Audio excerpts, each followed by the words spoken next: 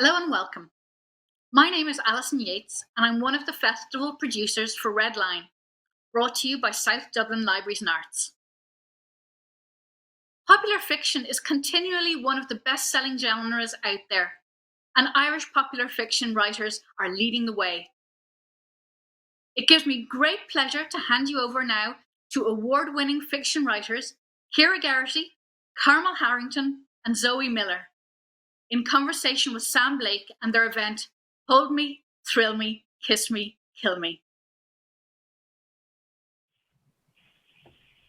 Hi everybody, and very warm welcome to the Red Line Festival in this lovely October day.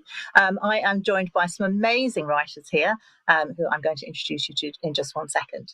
My name's Sam Blake and I write crime, so I think I'm the thrill me part of this lineup. But we are going to be getting into the nitty gritty of writing and some of the really, really fantastic attributes of these ladies' books very soon. We are joined today by Ciara Geraghty, who began writing when she was 34 and has written 7 novels, Saving Grace, Becoming Scarlet, Finding Mr. Flood, Life Saving for Beginners, and Now That I Found You, and This Is Now. And her current novel is Rules of the Road, and she's literally just sold Chinese rights, I think, on that. I saw a fantastic cover of that the other day. Her 8th novel, Making Yourself at Home, will be published by HarperCollins in February. And her latest short story has been published this month in an anthology called Voices, which has been edited by Patricia Scanlon and published by New Island. And she's been translated into all sorts of different languages: German, Dutch, Chinese, as I say, Italian and Norwegian. So she's quite got a huge following, I think, here at this stage. Carmel is very similar. Carmel Harrington is internationally published. She's originally from Wexford. Oh, she's still in Wexford, aren't you, Carmel? You're broadcasting from there today. She's published 8 novels and been shortlisted twice for the Irish Book Awards. And her books are published in 8 languages to date and sold in 13 territories. Her 8th novel, My Pear-Shaped Life, is on sale now, and that's the one we're going to be talking about today. She's also known for writing the official ITV novel, the Sunday Times bestseller, Cold Feet, The Lost Years, which is very exciting. And you may recognise her as a regular on Virgin Media's Elaine show. Zoe Miller is also with us today, and it's a very exciting day for her because it's launch day for her novel. So we're all celebrating that. We should all be cracking a glass of champagne, Zoe, shouldn't we? She writes contemporary fiction edged with intrigue, and has 10 novels published with Hachette Books, including The Visitor, A House Full of Secrets, and A Husband's Confession. Her writing career includes freelance journalism and prize-winning short stories, and she's living in Dublin too. Ciara, I think you're in Dublin as well, aren't you? So I'm down in Wicklow, so we're spread out down the East Coast here. And she's worked in the area of communications, personal development, and information security for a number of years, but now she's very happy to be writing full-time. So, ladies, very, very warm welcome. It's lovely to have everybody here to find out more about your books. I'm going to get you to do some readings a little later. We're going to sort of spread them out through the hour. But I've got lots and lots of questions for you. So Zoe, it's your launch day today, so I think we'll start with you. Sure. Do you want to kick off with your reading? Let's give everybody a little flavour of what your book is like. Would that be a good start? I think so. It's The Perfect Sister. It's out today, guys. Yes. You can pick it up in your local independent bookshop, Eason's, Debray, all of those types of places, and we'll just get a little hint of what it's like. Okay. I got the idea for the book when I saw an office block being dismantled in town, and I began to think about all the people who lived there, their hopes and who worked there, their hopes and their dreams, etc. And now they were all crumbling into dust. So I kind of put the same idea on maybe an apartment block, people who had lived there, maybe during the good old days of the Celtic Tiger when they were having wonderful parties and everything.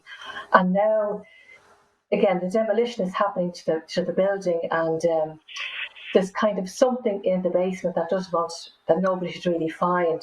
So we don't know what's going to happen next. So I'll start off with chapter 1, which starts off with the character of Holly. Okay, everybody okay? You're sitting comfortably? Yes. Good. On a wet Wednesday night in February, the past I'd struggled in vain to put behind me detonated without mercy, exploding its dark menace across the living room of Rose Cottage. It began as the most innocuous of moments. Luke was channel hopping, searching for the post-match analysis of a soccer fixture. Then, in an instant that stopped my breath, the television screen was filled with an image of Liffey-gate. Despite the words of protest flopping inside me like caged birds, and the scalpel-sharp pain that sliced my stomach, I reached out and stilled Luke's hand on the remote control. I think because he was so startled, he didn't object. Once heralded as the ultimate experience in dockland living, the female reporter was saying, and brought to market in the blaze of high-octane, champagne-filled publicity. A succession of fire safety examinations have identified so many problems and lack of appropriate standards that the only option is demolition. Demolition. Icy fingers clawed at my spine. Her voice oozed around me like a malignant force. Liffey Gate, she went on, is the latest example in a long line of Celtic Tiger apartment blocks to suffer problems as a result of being constructed with scant regard for rules and regulations. Major defects have now been identified in many of these. I wasn't interested in other apartment blocks, only the one we've lived in. She spoke about Liffey Gate's enviable dockland location, the camera panning across the river, the choppy surface glinting with sunshine. It skimmed over the convention centre and launched the grey harp-like cables of the Samuel Beckett Bridge, before it panned back to the south side of the quays, fastening on the apartment block where we'd once loved and laughed and lived, with no heed for tomorrow. But all was changed. Hoarding covered the lower floors, plastered with lurid-looking safety warnings. Above that, the top 2 stories of the 6-story block had already been stripped to a skeletal framework of concrete floors, bone-bleached pillars and redundant lift shafts. Steel tangles protruded from the top of the ghostly structure like mocking limbs. From high-octane celebrations to an inglorious destruction, a perfect metaphor for our lives. I could just about make out the 3rd-floor apartment where we'd partied until dawn, coming out onto our tiny balcony to see the sunrise streaming up Dublin Bay. Then later, the partying days over, the sleepless nights, and later again, near the end of it all, when Luke had smashed a set of china mugs against the balcony door, cracking them one by one into a million pieces, cracking my heart into smithereens as he sat on the floor afterwards, put his head into his hands and wept. "Did you know about this?" I asked Luke, my voice hoarse. No, I'd no idea. I didn't know whether to believe him or not. Had he known, he surely would have done his best to keep this disaster from me. Liffey Gate being demolished meant walls, floors and ceilings being taken apart, and if the building was harbouring any secrets, the demolition could uncover them. A ripple of foreboding ran through my veins. "You think you're clever getting rid of the evidence," Jay had snarled that snowy, fateful night. "You won't get away with this, Holly." I tried to prevent my imagination from exploding in a billion directions, to convince myself that there was nothing to worry about, least of all the threatening words Jay Slater had thrown at me. I told myself it had all been over 7 years ago. I'd watched the late night news footage coming from Grand Canal Dock, where divers had brought up his remains from the murky depths of the water. By the following night, the media had moved on to other tragedies. Jay's sad time in the spotlight, fleeting and temporary. But our lives had never moved on, even though we liked to pretend they had. His ghost still stalked the emotional rubble in my head, blasting out pockets of anxiety, sometimes jolting me into rude wakefulness at 3 a.m. "I'm not watching this shit," Luke said, channel hopping again, until the screen filled with soccer pundits arguing about whether or not a goal had been offside. I rose on shaky legs, went to the bedroom, and took a pill I kept for emergencies. Outside there was nothing to see except a blanket of dark Kilkenny countryside staring in at me through the rain-streaked window pane. I pulled down the blinds. Even though I was in my mid-30s, the pitch black of the night still scared me. I closed my eyes and willed myself to dive down to that place deep inside me where nothing at all existed except a pool of dark stillness. No past, no pain, no hurt, but most of all, no Jay Slater.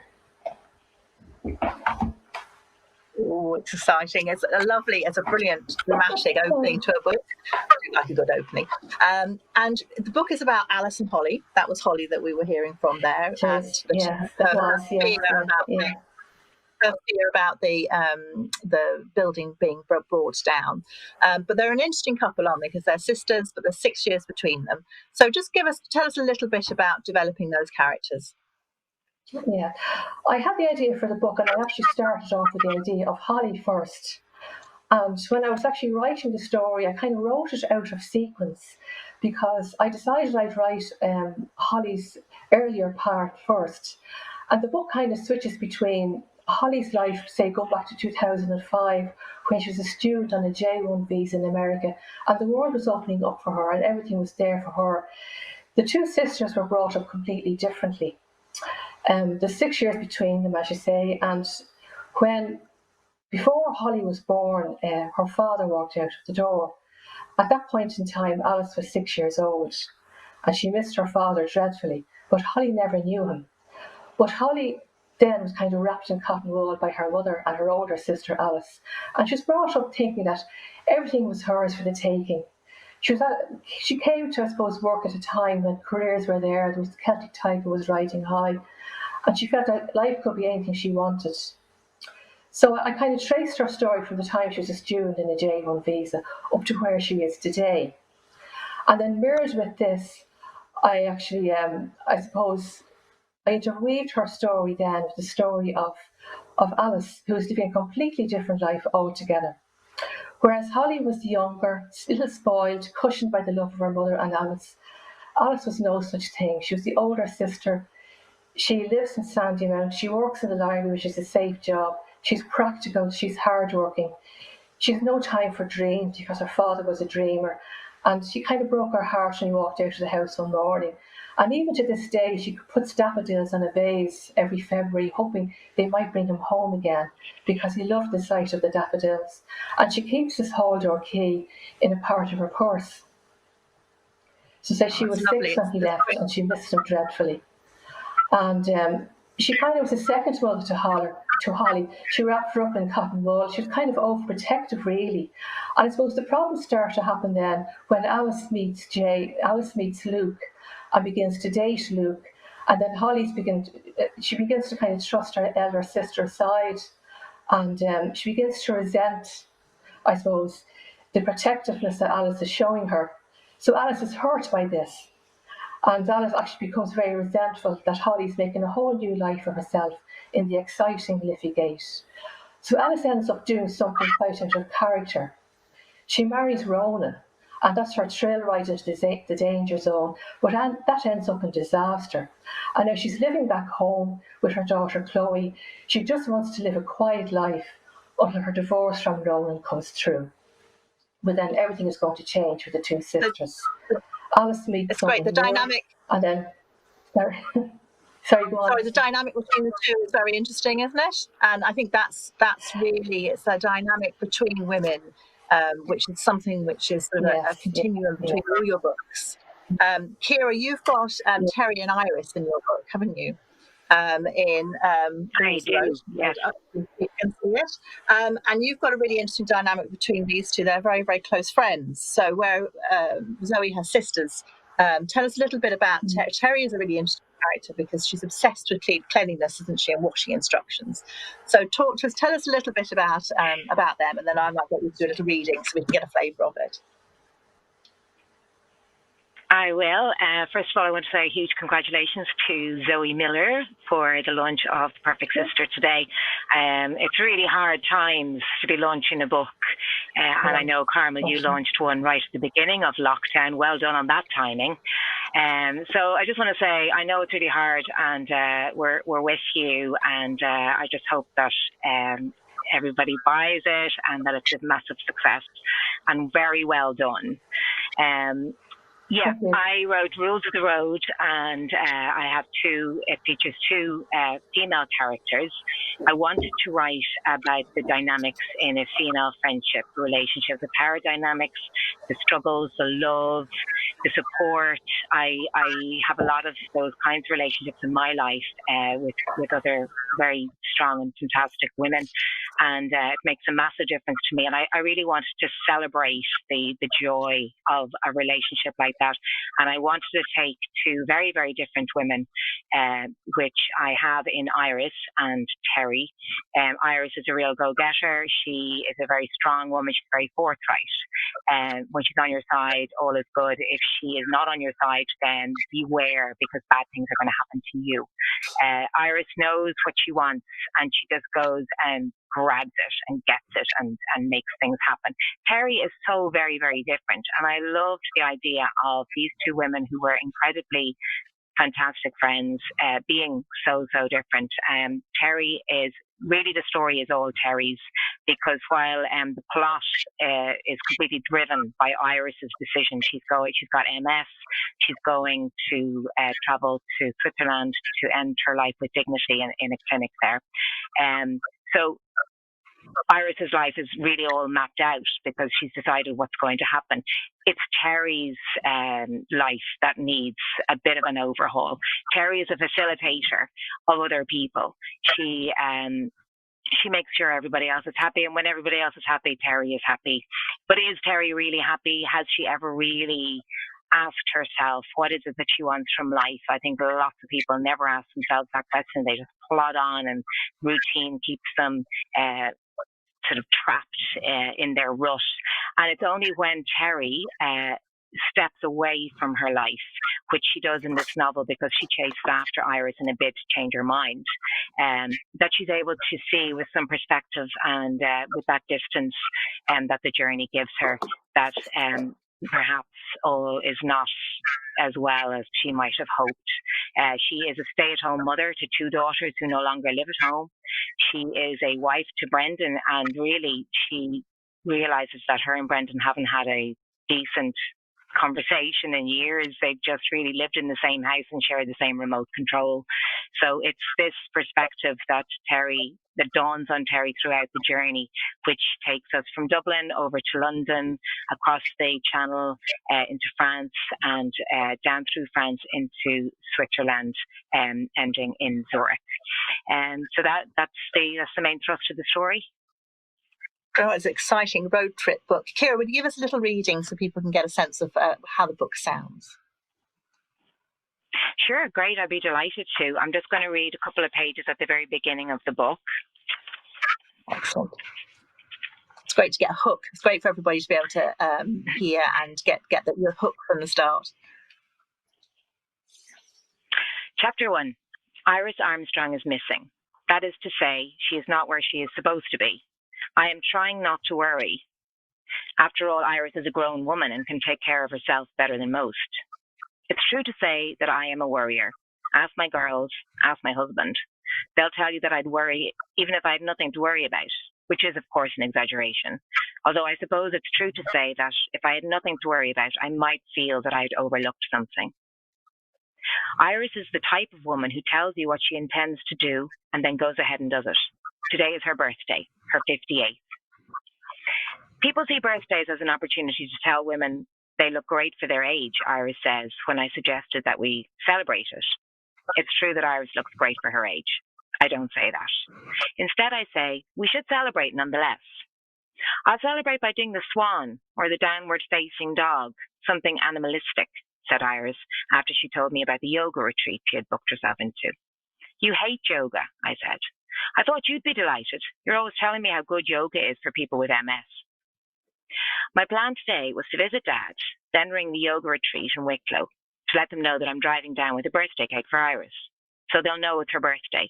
Iris won't want a fuss, of course, but everyone should have cake on their birthday. But when I arrive at Sunnyside Nursing Home, my father is sitting in the reception area with one of the managers.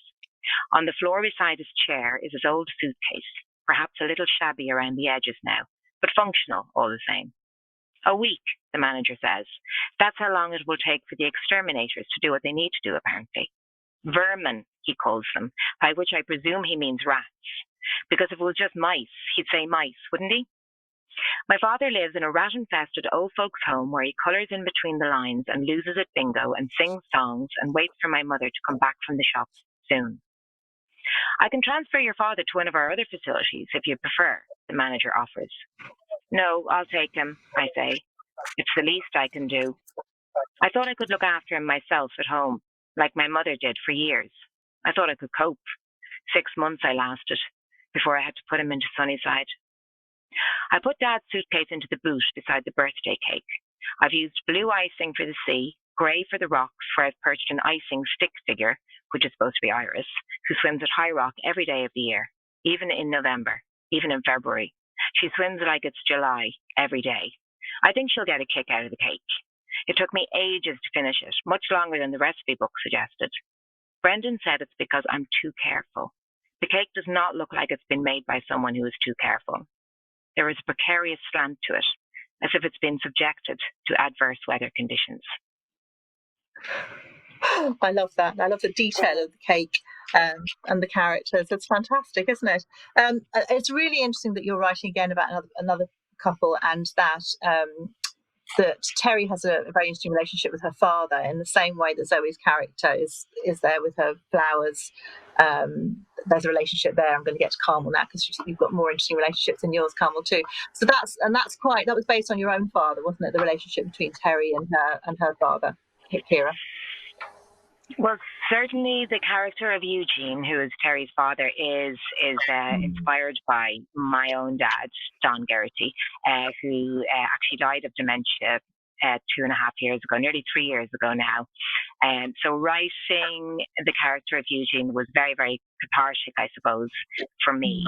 I wouldn't say that the whole relationship between Terry and Eugene is the same as, I fictionalized the relationship between Terry and Eugene for the sake of the narrative and the plot. But very much so, I have my father to thank for my in-depth knowledge of dementia, which is kind of a bittersweet gift to get from him, but one I'm grateful for all the same, because certainly when you're writing about something like dementia, it is really great to have. You can research a lot on lots of different subjects, but it is great to have that in-depth knowledge of the havoc, really, that the disease wreaks on the individual who's suffering from it and from their family as well, their carers. It's interesting. And Carmel, you've drawn on personal experience a lot in My Pear-Shaped Life too, haven't you? Greta is the most amazing character, the key character within the story. Talk to us a little bit about developing her and the themes that are in My Pear-Shaped Life. But I decided when I was trying to work out what I was going to write next, I decided I wanted to write something about the subject of kindness. And it was kind of before, when I started to write this, it was before it become a hashtag be kind, like it was before that. But I really I'd noticed that for me and for most of my friends and my family, it's really easy to be kind to other people, but we're not always kind to ourselves. I think that's the hardest person to be kind to. And I would spend a lot of time and I would listen to this negative naysayer in my head. And it was just interesting to me why I let that naysayer have such a strong voice. And when I looked at the internet and I looked at Twitter and I looked at the trolls, and it's the negativity has the loudest voice, but it is still a minority. There's a lot nicer stuff out there than the bad stuff, but we tend to only hear the bad stuff. And I thought that's really it for us too. So I decided to write a book with kindness at its heart. It was very much the central theme, and it really was about being kind to ourselves. So all of the characters in the book start off not being very kind to themselves. They all have their demons. Greta, who is definitely, it's Greta's story in the main. And for her demon is about her body image and how she sees herself. And that's impacting on every part of her life. She's overweight and she really looks at herself through a very negative lens. And that's had a knock-on effect with her relationships with her parents, her brothers.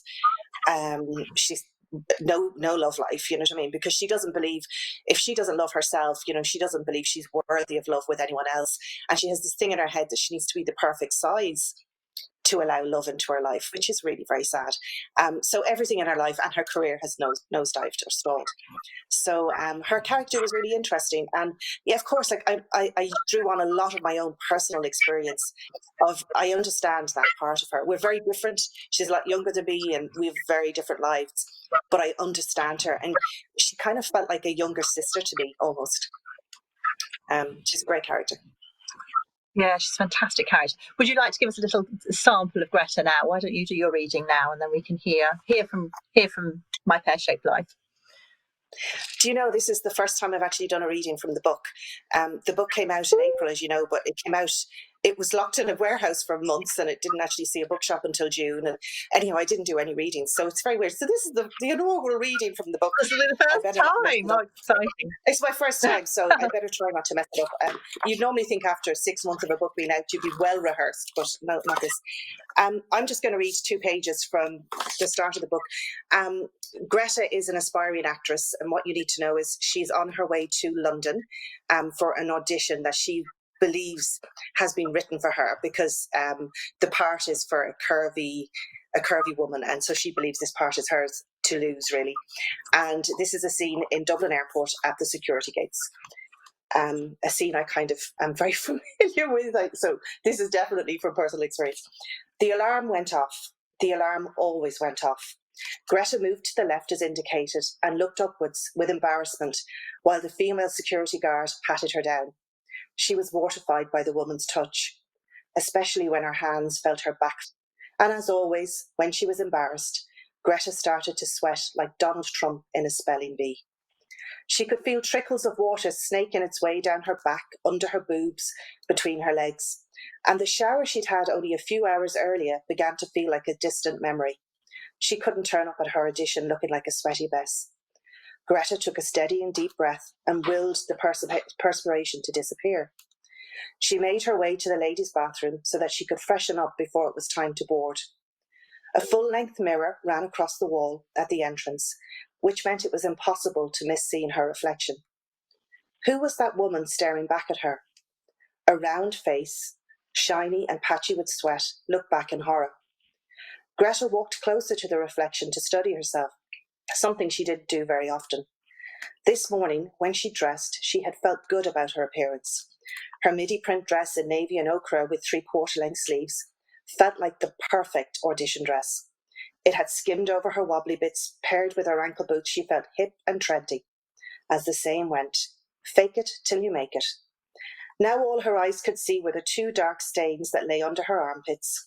She pulled her shoulders forward and tried to hide them, mortified that she'd walked through the airport unaware that they were there. Then she noticed a pull in the buttons that strained over her breasts. Had her boobs grown since she'd left home an hour ago? Was that even possible?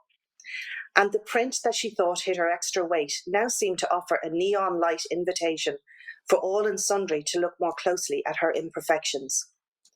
Her body had let her down, which wasn't strictly true. It was she who was letting her body down. She had done this to herself. Greta thought of her 2 brothers at home, fit and toned and thin. She thought of her parents, now in their 50s, both managing to keep any middle-age spread at bay. She stood out like a sore, angry thumb, the runt of the Gael litter. Except she was as far from little as you could be. What had the lads at the bus stop called her the other day? Fat cow. Greta tugged at her dress. She had to get it off. What on earth had she been thinking? She felt something new and insidious begin to nip at her. Shame, she knew well. Anger, self-doubt too. But this pain in her stomach, the trouble catching her breath, it felt like fear, panic. And it wasn't like her. She was the girl who just brushed herself off, dusted herself down when life threw a curveball at her. But right now, Greta knew that if she didn't change her clothes, her audition would bomb. An irrational thought, but now that it was planted in her head, it started to grow and blossom until it took over everything. Greta made her way into one of the cubicles and placed her case on the toilet. She pulled off the dress that mopped the sweat from her body with swabs of toilet tissue. They turned to pulp in seconds.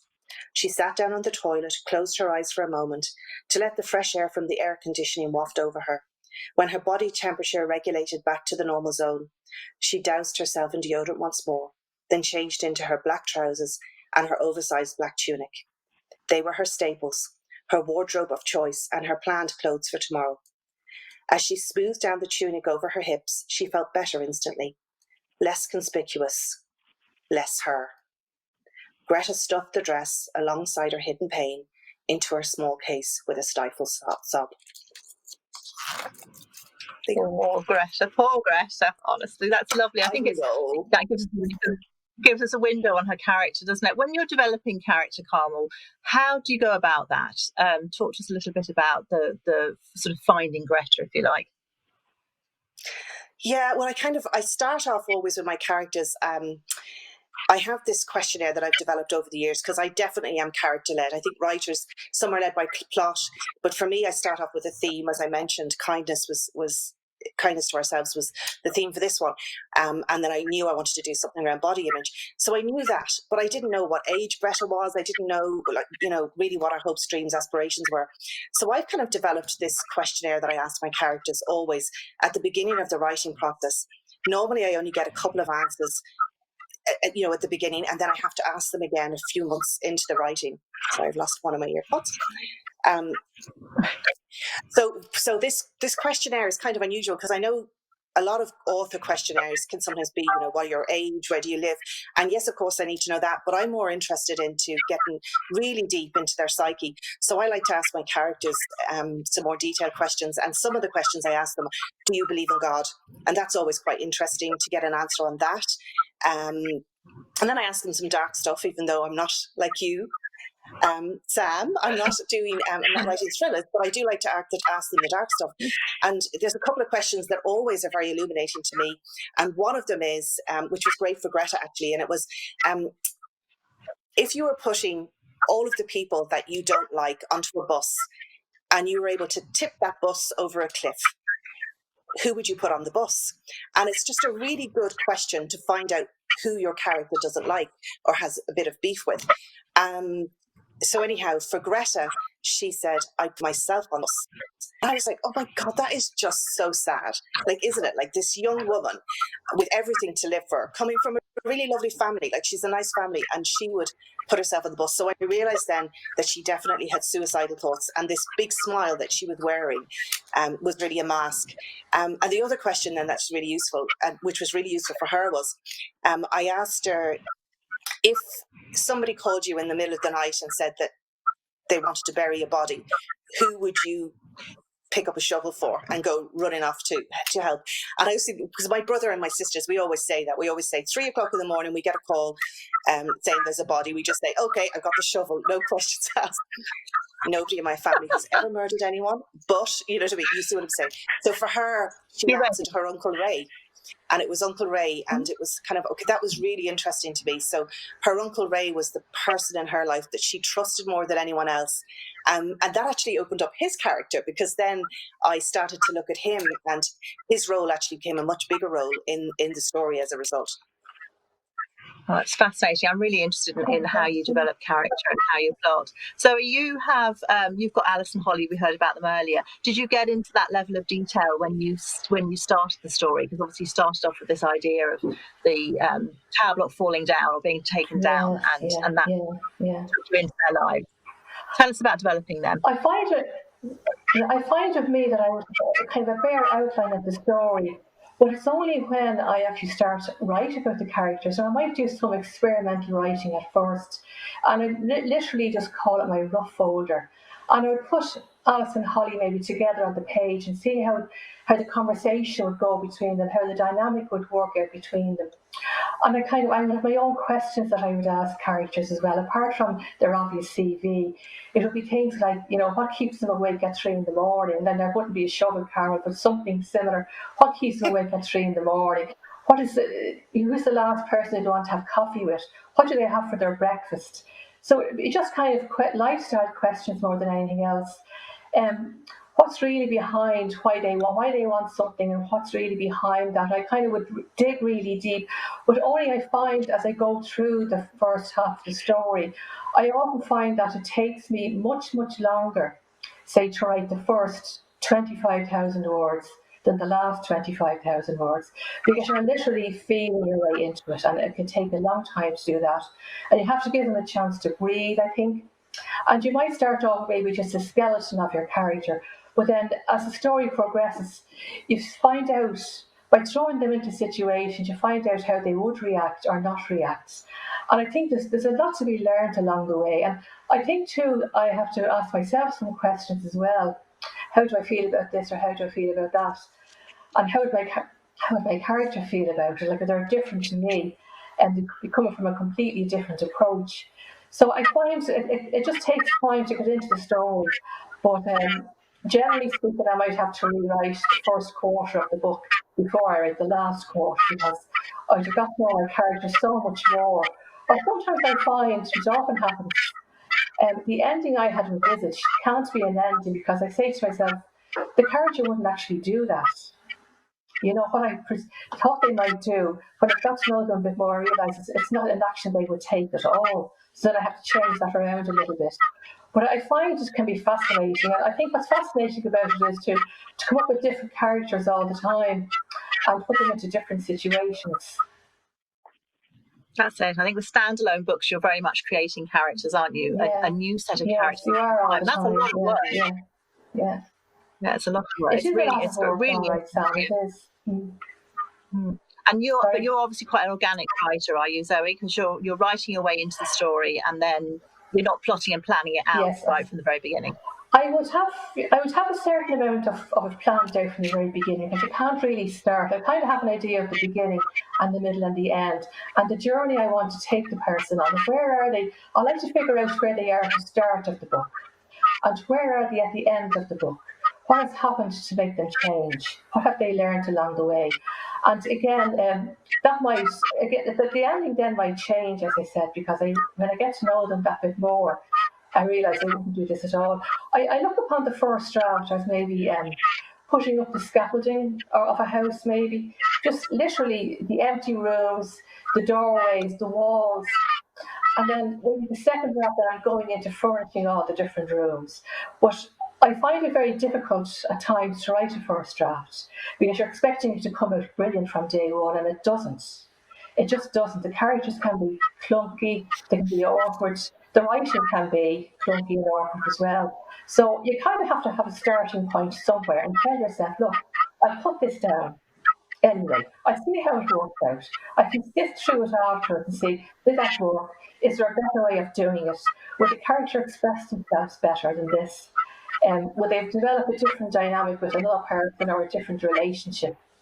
For example, between draft one, say, and the final draft, the dynamic between Alice and her husband Roland, her ex-husband Roland, changed completely.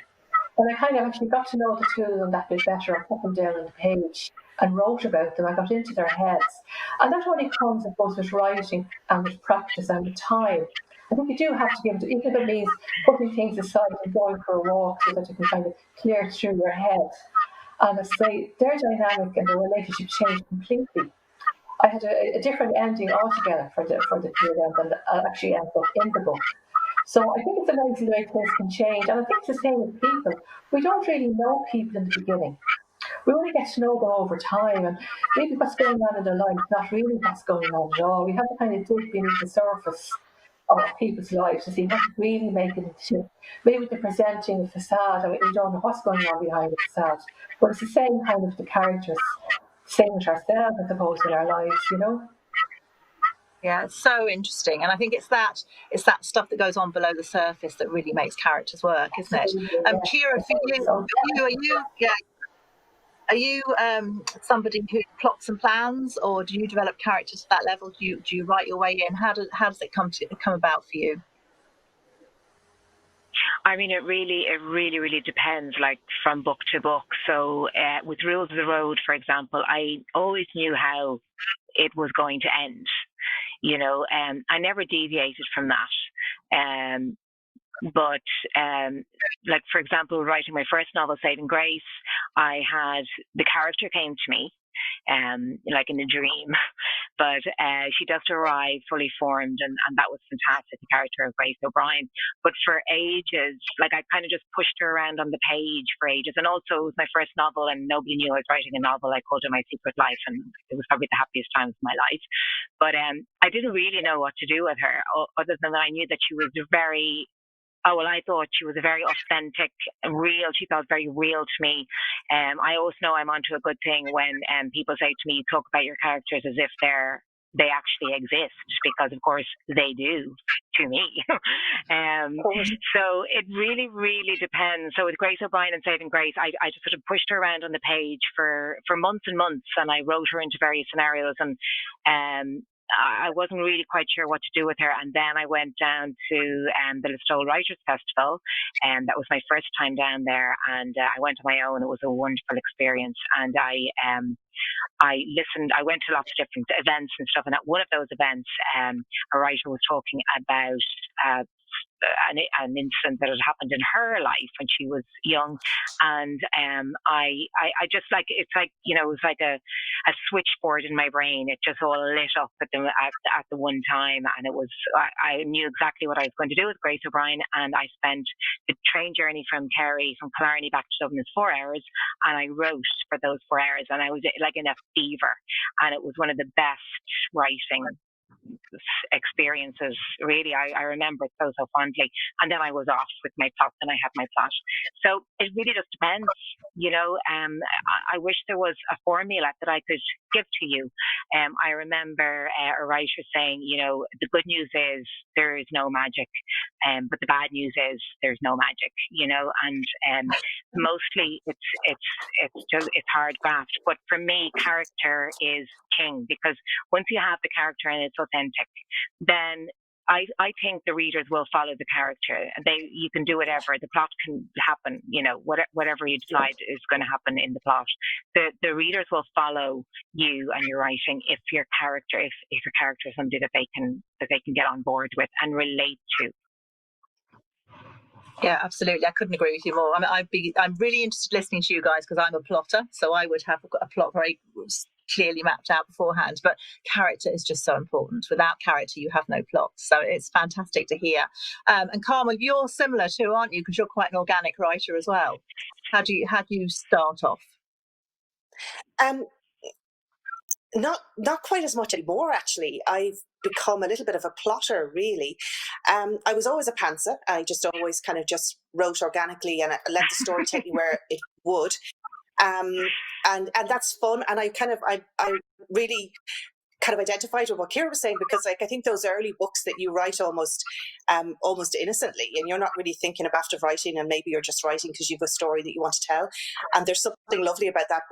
But things changed for me, actually, when I wrote the Cold Feet book that you mentioned in my introduction. And the reason it changed was because, understandably, in this particular case, I was taking characters from a much loved TV show. And while I was writing an original story for them, I was filling in the years that the show had been taken off TV for almost 10 years. So I was filling in some of that gap. But the characters had to, on my page, had to stay true to the characters on the TV screen, and they had to end up exactly where the story starts up again in 2016. So really, I couldn't just kind of willy-nilly, couldn't kill anyone off, or I couldn't kind of marry them off to someone. I had to kind of stick within a certain criteria. And also then, once I was given the job to write the book, ITV came and said they wanted a chapter by chapter analysis, a paragraph for each chapter. I was like, you're kidding me. I can't do that. I've never done that. I don't even know what I'm going to do until I start writing it. But they wanted it, and they were paying for the book, so they had the right to ask me for that. So I had to sit down and write a chapter by chapter, kind of a short little paragraph for each chapter. And by doing that, when I actually went to write the book, I realized this is actually much easier, because I kind of know where the story's going. And while it was painful at the beginning, and it took time, and I didn't have kind of the luxury of faffing for a couple of months, which I do enjoy, a good faff on the page, it meant that I kind of got into it. So I've now do that with all my stories. So I now do not a chapter, not a full paragraph, because I'm not that good, but I will do like 2 lines for each chapter. And I use a software program called Scrivener. And what I love about that is that I know that the order of events are going to change dramatically, because somewhere around the third of the book, that will probably be my beginning, because I always start off with way too much history, and the bits that I've written will either get scrapped or maybe might end up in flashbacks or in people's thoughts further down. But I love Scrivener because I can switch around the order of things.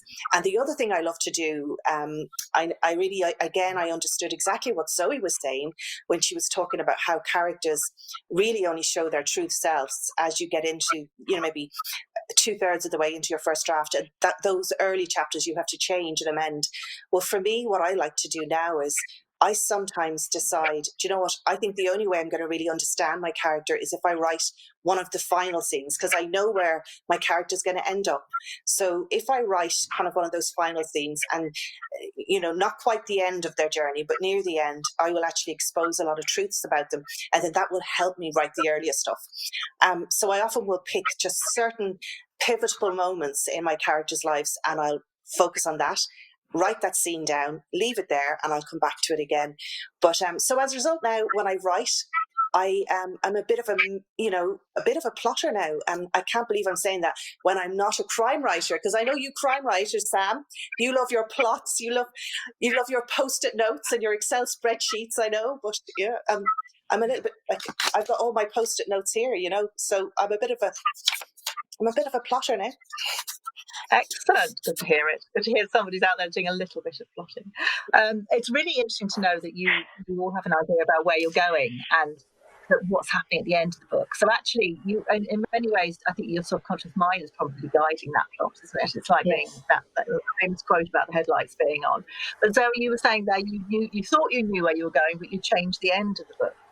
So did that have a big impact on the beginning as you were going along?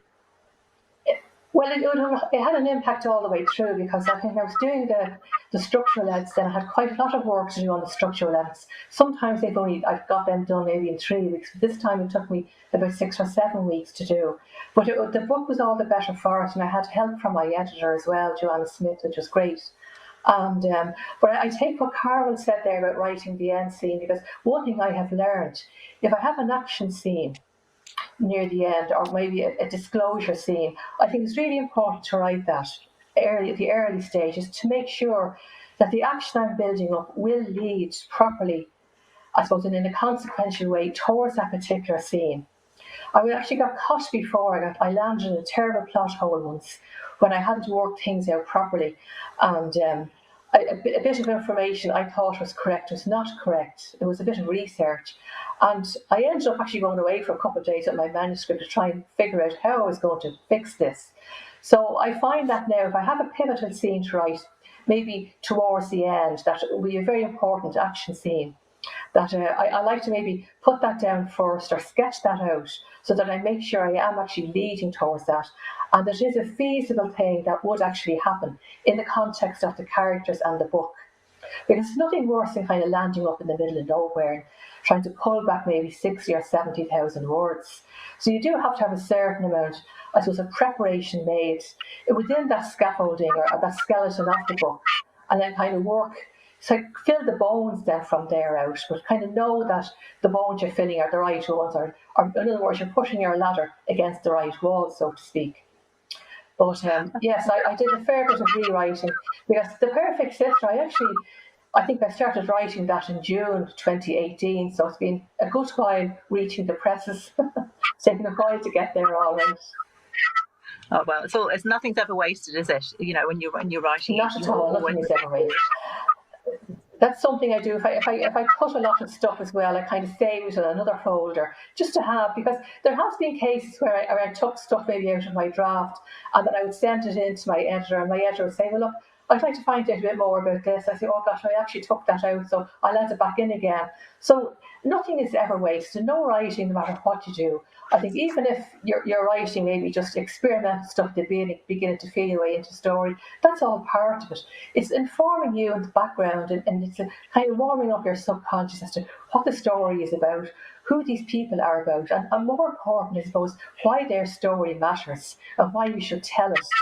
I think that becomes clear to you as you move through the script and as you put words on top of each other and move through the different chapters. You do begin to know your characters as though they're real people.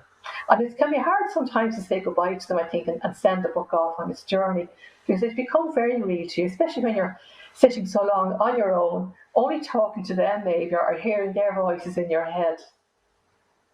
Yeah, absolutely. Ciara, do you find that too, that you feel a bit bereft when you finish a book? Oh God, no. My favourite two words in English language are the and end. The end. Thank you, God. Oh my God. And you know what? It's only kind of like maybe ages afterwards, I kind of, I'll be reminded of the characters or something will happen, and I don't know, I'll just think about them, and then bereft is not the word I use, but I find myself wondering, are they okay? And my mother always says, would you not write a sequel? But I'd never go back, because I always leave my characters exactly where I want them when I'm finished writing a book. And I do believe in giving my readers resolution and in, solving problems and stuff and giving happy endings mostly, not always, but and I enjoy doing that. And I don't want to disturb them. Once I've laid them there and they're finished, I don't want to disturb them. That's God, wonderful. Is that my dog? No, I think it might be Carmel's. Is it? Whose dog is it? Somebody barking in the back. It could my be. cat's always. He's outside, but he's probably going like, "Come on now, enough already." So my cat's always here now. They hear her barking. Don't worry, Ciara. Do you write out a sequence, or do you write? No, don't worry.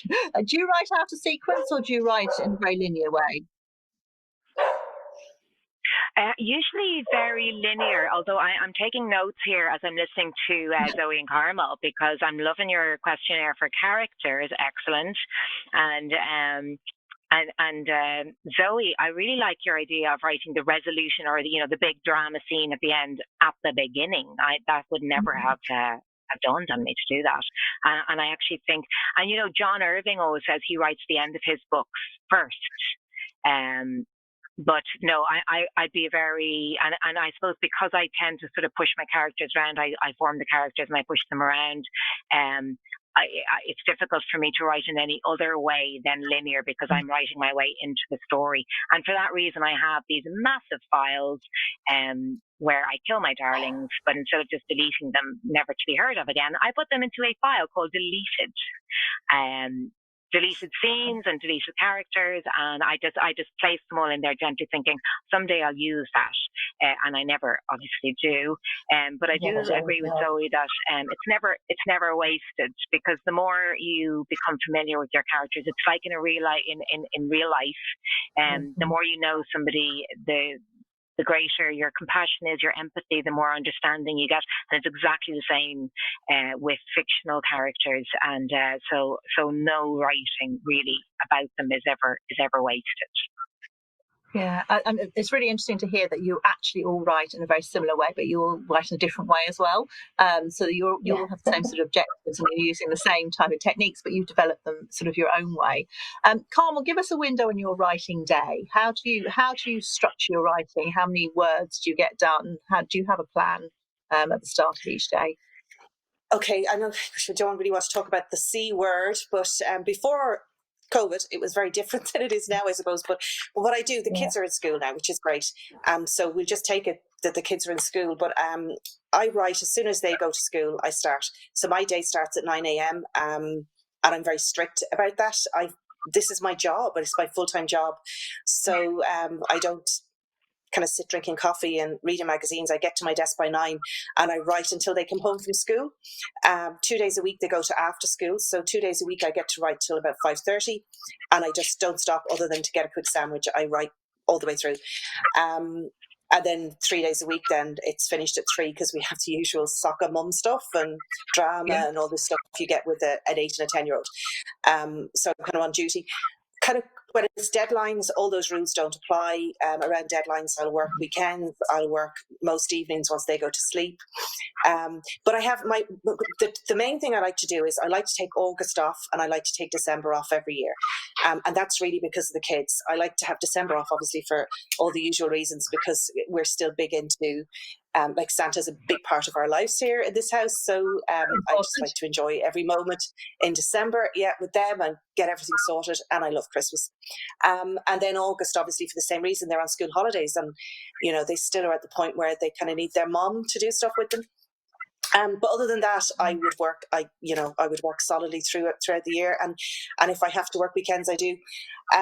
What I do know is now I work with headphones on. I listen to loud music when I work, because I had to learn to do that. My husband works from home now, which he never did before. So the house is noisier than it ever was.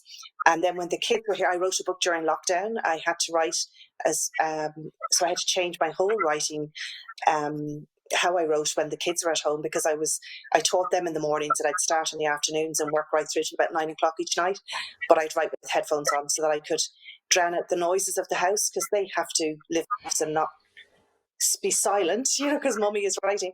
So so that's kind of my day. But I do have very, very disciplined.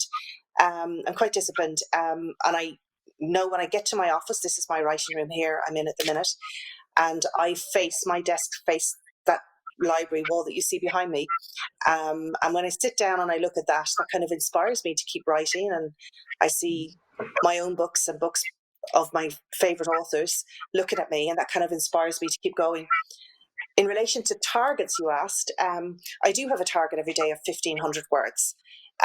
Sometimes I completely blow that out of the water, and I could easily do 3,000. Other times it's a struggle to get 500 down. But I do like to set myself a target. And I always, when I'm writing the first draft, I set myself a target deadline to get that done. And I like to get the first draft written in 3 months. That's not the first draft that goes to my publisher, because it will need a lot of work. It will be at least another 3 months before I'd show it to anybody. But the first kind of bare bones of it, I like to get down in 3 months. So I would have to hit that 1,500 target then in order to reach that.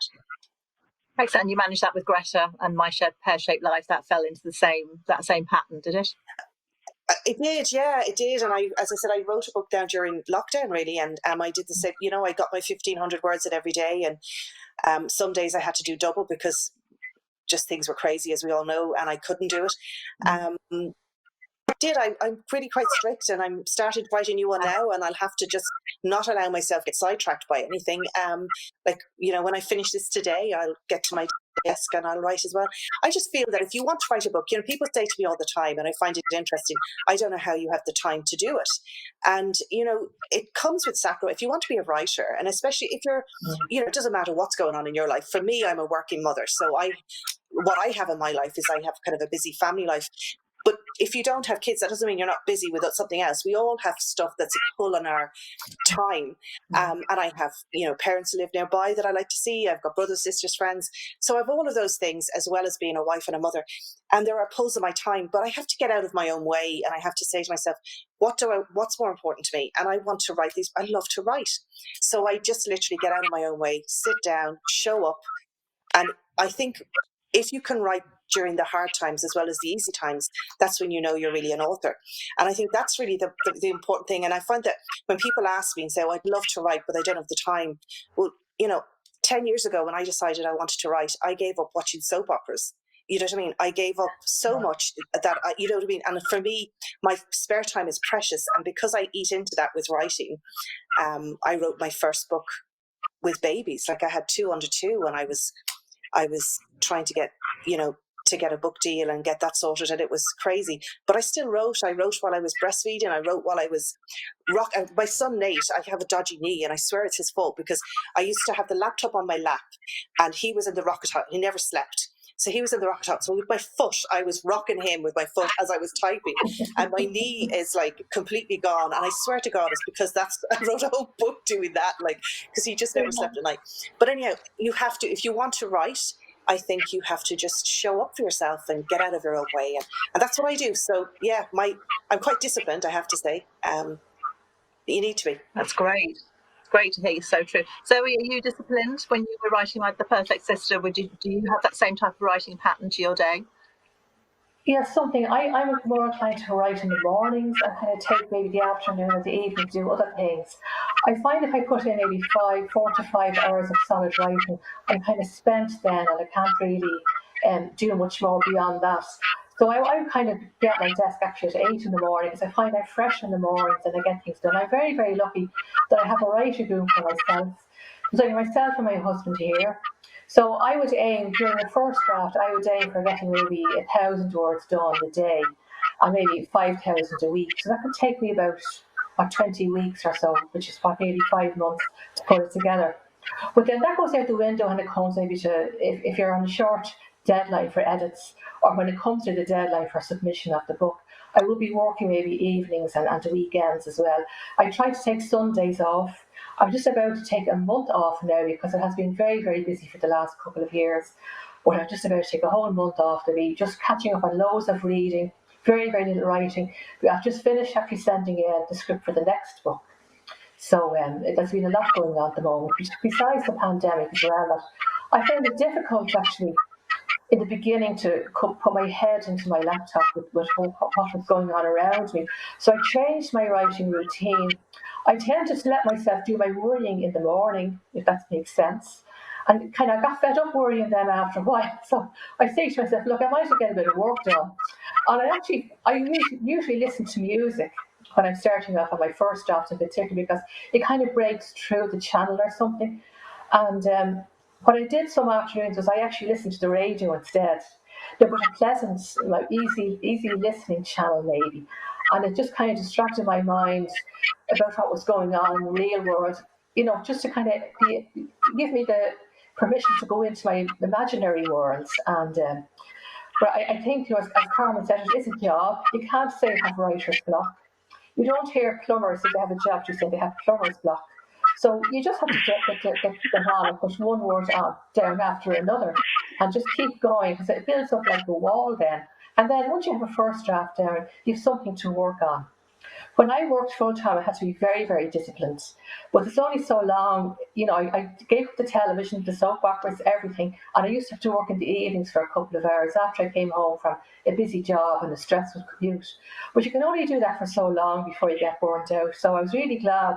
I felt my life opened up then as regards writing when I quit the day job and start writing full time. So it's a joy to go into, and I feel privileged to be able to walk into my writing room in the mornings. And like my particular job didn't change during the pandemic. It was just a question of I was still working in the same office. I was still doing more or less the same things. But obviously the family around me were adversely affected in different ways. And I suppose that did kind of it gave me anxiety and cause for anxiety. So I just had to kind of put that to one side and get on with my own job as best I could. So I did deliver and finish the script anyway. And as I say, my perfect sister is out now. So it's great, actually. It's a great situation to be in. You got it done. And Ciara, your writing day, how does that work for you? Is that yeah? Do you have a similar for you full time? I do. I do have a similar routine there as Carmel. Really, I suppose my youngest is 12 and she gets herself to school. She's just started first year, so I've always written from the time they go off to school until they come back. I'm very impressed with you, Carmel, writing a novel during lockdown. Well done. I have to say that as a working writer, I also am privileged to have an office in my home, which is up in the attic, which I love. But I guess as a writer, I've been in lockdown since I started being a full-time writer in some ways because I've always worked alone. I've worked in the house. It's been lovely and quiet. I get rid of all my people and then I completely ignore the kitchen and I ignore the laundry. I just make a pot of tea, hop up to my office and I'm just there until until my kids get home after school. But then lockdown happened, and then everybody, my family, my tribe, basically invaded my personal space, and I deeply resented them all for it. I found the house so noisy, so busy. There were cereal bowls everywhere. Everyone was hungry. Everyone was complaining because there was no food in the fridge, and kind of looking to me as if I'm the main hunter gatherer.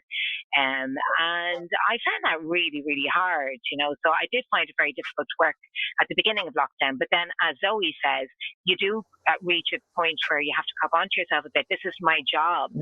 And although I do disagree with you, Zoe, about no plumber's block, because I am trying to get a plumber around here at the moment. We've got a leak in our bathroom. I swear to God.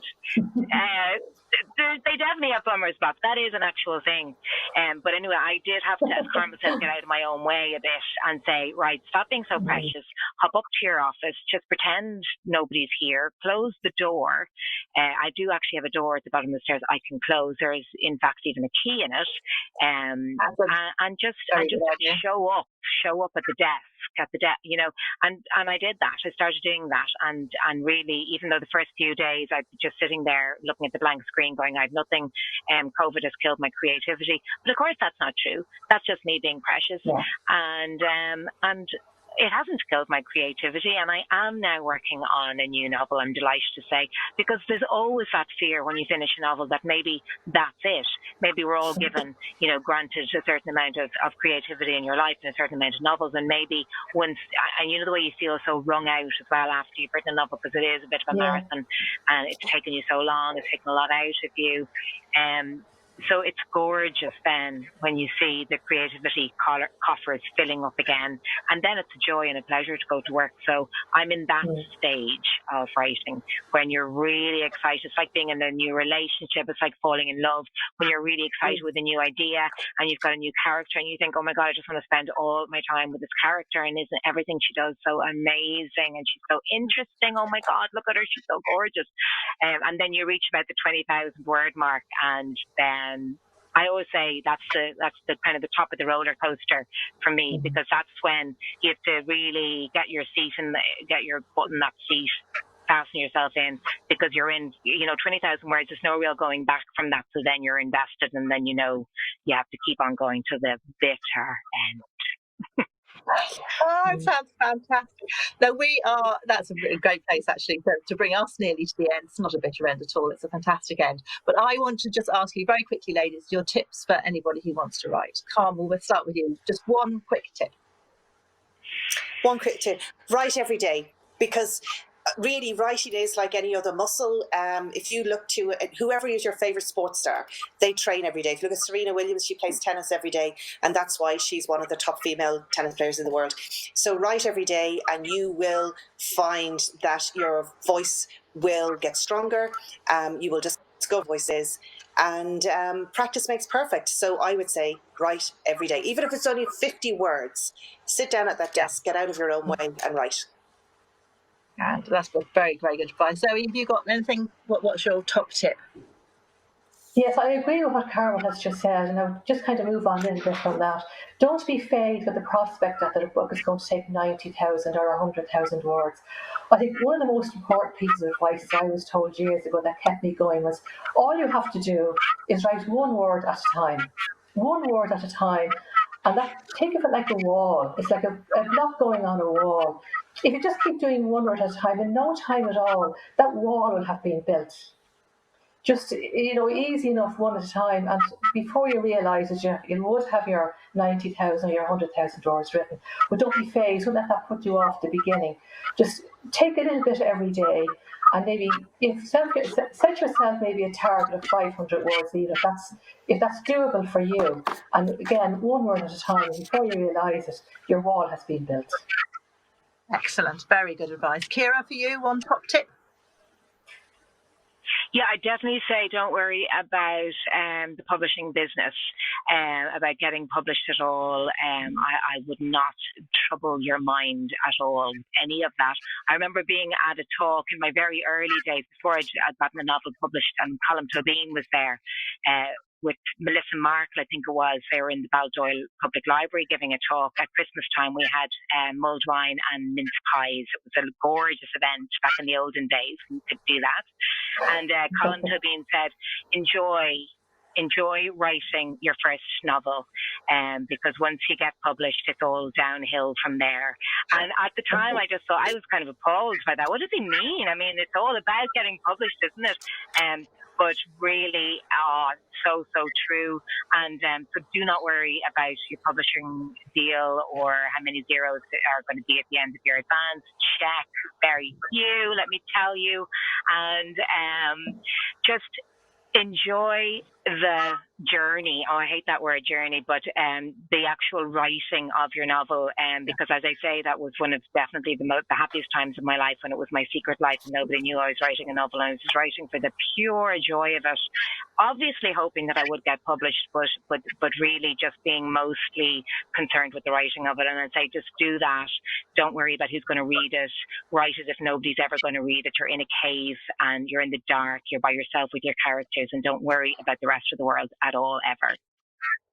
Excellent advice. Ladies, can I ask you to hold up your books? Have you all got them handy? I've got Zoe's here, because Zoe's the one that's out today, Perfect Sister. There we go, hold up our books, and that'll be us done. So thank you very much indeed for joining us at the Red Line Festival. Thank you, Sam. Carmel Harrington, Thank you. my Pear-Shaped Life. Thank you. Zoe with my Perfect Sister, and Ciara has got The Rules of the Road.